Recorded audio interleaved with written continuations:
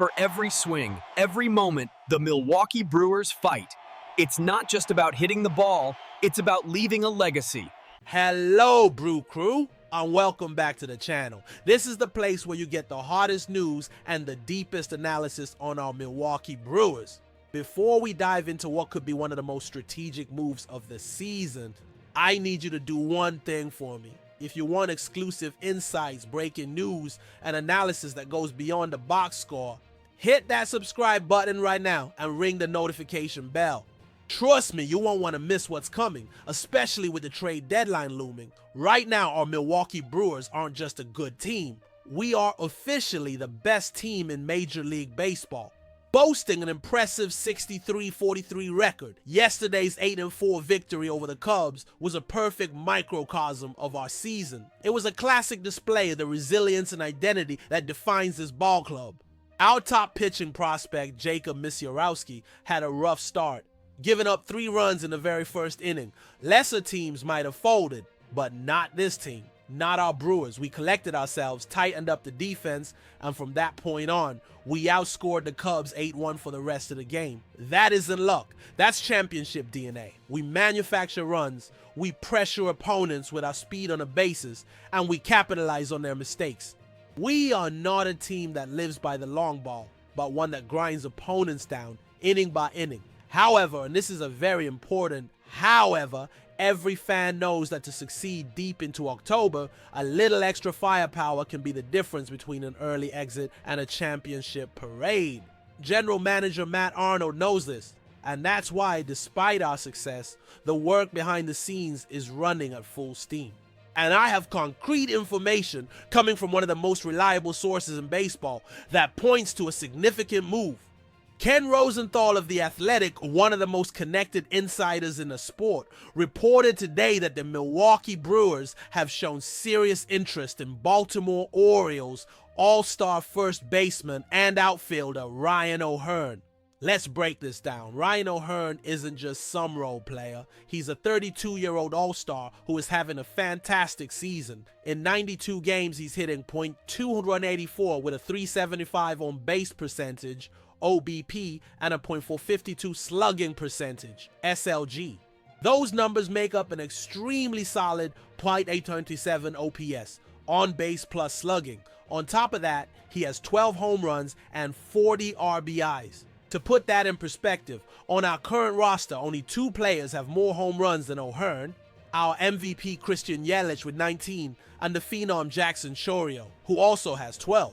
The addition of O'Hearn would instantly inject middle-of-the-order power that our lineup has lacked consistently. The beauty of this potential acquisition, and this is where you see Matt Arnold's brilliance, lies in 2 crucial factors: versatility and cost. O'Hearn isn't just a first baseman. He can play left field and serve as the designated hitter, giving manager Pat Murphy immense positional flexibility. This would be vital, especially considering the current situation. Rhys Hoskins is recovering from a thumb injury, and while he's expected back in mid to late August, there are no guarantees about how he'll perform upon his return. Andrew Vaughn, whom we acquired from the White Sox, has been a pleasant surprise and has filled in nicely. But let's be honest and look at his overall season numbers. A .50 OPS is not ideal for a starting first baseman on a World Series contender. He's been great for us in a small sample size, but relying on him as a long-term solution is a risk. Furthermore, we have the breakout emergence of Isaac Collins, a switch hitter who has become one of the biggest surprises of the season and has locked down the starting left field job. But the team, as a whole, has weaknesses that a player like O'Hearn can directly address. We entered Monday ranked 21st in the league in slugging percentage against left-handed pitchers and 23rd in overall home runs. O'Hearn is a left-handed bat, and while he hits righties better, his presence alone balances the lineup. It's true that, as Rosenthal pointed out, O'Hearn has been in a recent slump, hitting just .218 since May 27th. But smart teams buy low. Yeah, they see the track record or the all-star talent and the bounce-back potential, not just the last few weeks of performance. And the final factor, perhaps the most important for an organization like ours, is his contract. He is on a cheap, expiring deal. That means he's a classic trade deadline rental. we wouldn't have to commit to him long term, and the cost to acquire him in terms of prospects would be significantly lower than for a player with multiple years of team control. It's a low risk, high reward bet for a team that's one or two pieces away from being the absolute favorite in the National League. The question isn't if we need help, but if Ryan O'Hearn is the right piece at the right time. And from my analysis, the signs are overwhelmingly positive. Welcome back. In part 1, we established a clear and well-sourced interest from the Milwaukee Brewers in Ryan O'Hearn of the Baltimore Orioles. We broke down his numbers, his versatility, and how he would fit on our roster. Now, let's go deeper into the strategic analysis and discuss what this move would truly mean for our championship ambitions. The smoke around this rumor is getting thicker. In addition to Ken Rosenthal's report, Jim Riley of Ballcap Sports was even more direct in his prediction, stating he expects the Brewers to get a deal done for O'Hearn by the Thursday deadline. Riley described him as one of the big bats that's going to be moved, and one of the more valued bats on the market.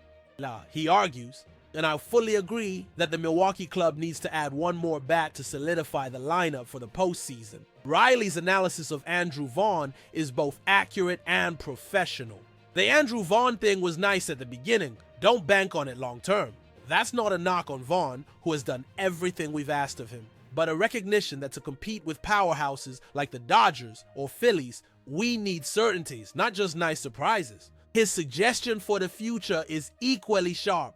When Rhys Hoskins returns, O'Hearn's flexibility becomes even more valuable. He can easily shift to left field, platooning with Isaac Collins or giving Christian Yelich days off from the designated hitter spot so he can play the field. Imagine a lineup in a crucial playoff game featuring Yelich, Contreras, O'Hearn, and Hoskins. That is a foursome that commands respect from any pitcher in the league. Let's talk about the cost of acquisition. The Orioles are a contending team, and they aren't just going to give away an all-star. However, they have an abundance of talent, and with O'Hearn on an expiring contract, their motivation is to get some value in return before he walks for nothing in free agency. They cannot demand our top prospects like Jacob Misiorowski or Jefferson Cuero. That's off the table. Matt Arnold is far too savvy to mortgage the future for a 2-month rental.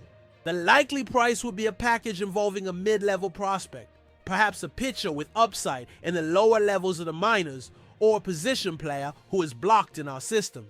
That is a price the Brewers can and should pay. It's a luxury tax to increase our odds of winning the World Series this year. Now, let's weigh the pros and cons objectively, as a general manager would. The pros are clear and compelling. First, you're adding a proven left-handed power bat to the middle of the order, directly addressing our rank as 23rd in the league in home runs. Second, his all-star production and 2.0 BWAR, wins above replacement, indicate he is a player who contributes meaningfully to winning. Third, his positional versatility, 1B off DH, is a manager's dream and a perfect fit for the Brewers' philosophy. Fourth, the acquisition cost and financial impact are minimal, making him the perfect rental for a smaller market team. The cons, while they exist, are less impactful. There's the recent slump, which is a risk but could be mitigated by a change of scenery. There's the possibility of disrupting the chemistry of a team that's playing incredible baseball. However, championship teams frequently add veteran pieces at the deadline, and our clubhouse culture, led by veterans like Yelich and Contreras, is strong enough to integrate a new player focused on winning. My final analysis is this. This move has Matt Arnold's fingerprints all over it. It is calculated, strategic, and it fills a specific need without compromising the long-term core of the organization. It's the exact kind of aggressive yet intelligent play that a team with the best record in baseball should make to put themselves in an even stronger position to win it all. This isn't a panic reaction, it's a proactive reinforcement. So to wrap up the top story, the Brewers, despite having the best record in baseball, are actively looking to add a power bat, and all signs are pointing to their serious interest in Orioles' all-star Ryan O'Hearn. Now, I turn it over to you, the Brew Crew. What do you think? Is Ryan O'Hearn the final piece we need for a deep October run, or should the front office trust the guys we have and not mess with the chemistry? Let me know your thoughts in the comments below. I read all of them. For more exclusive news, rapid-fire updates, and in-depth analysis like this, make sure you are subscribed to the channel. I'm your Brewers insider, bringing you the facts. Go Brewers!